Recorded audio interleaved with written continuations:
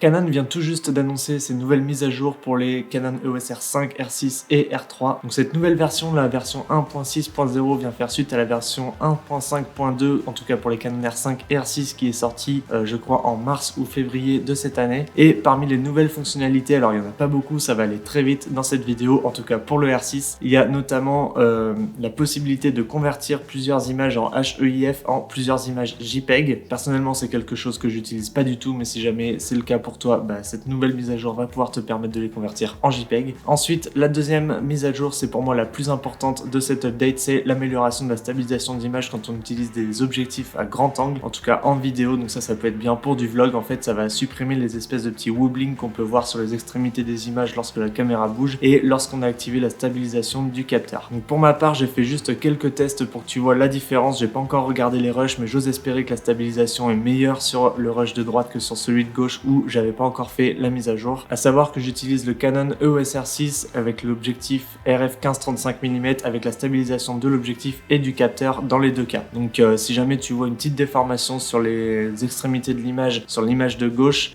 c'est normal, ça veut dire que j'avais pas fait la mise à jour, et sur l'image de droite j'ai fait la mise à jour, donc du coup normalement tu devrais moins voir ces effets de wobbling, ces effets de déformation de capteur qui peuvent s'appliquer sur les objectifs grand angle notamment. Ensuite, grosse annonce pour les détenteurs des Canon EOS R5, il n'y a plus de surchauffe, en tout cas le boîtier ne s'éteint plus lorsque le témoin de surchauffe apparaît. Donc pour faire ça, il me semble qu'il faut activer un mode d'enregistrement en température élevée, je sais plus très bien, il faut regarder ça plus en détail sur les menus de ton boîtier, mais en tout cas si jamais le témoin de surchauffe apparaît, ça veut pas forcément dire que le boîtier va s'éteindre, et ça va pouvoir te permettre également d'enregistrer des vidéos plus longtemps en cas de surchauffe. Donc c'est vraiment la seule différence qui existe entre le R5 et le R6. C'est dommage, j'aurais voulu voir ça sur le R6 personnellement, parce que la surchauffe, moi c'est quelque chose que j'ai déjà eu à faire, et je pense que ça m'aurait aidé dans pas mal de tournages si jamais ce témoin ne faisait pas éteindre directement mon appareil. Voilà, et enfin je vais terminer cette vidéo avec quelques mises à jour du R3 que je te mets à l'écran en ce moment. Parmi les améliorations sur le R3, il y a vraiment très peu de problèmes corrigés. Il y a surtout l'ajout de possibilités de liaison, de connectivité entre le boîtier, un smartphone ou bien EOS Utility. En tout cas, c'est beaucoup des améliorations de connexion entre le boîtier et différents appareils. Donc je te mets tout ça sur l'écran pour que tu vois ça plus en détail. En tout cas, voilà pour cette vidéo.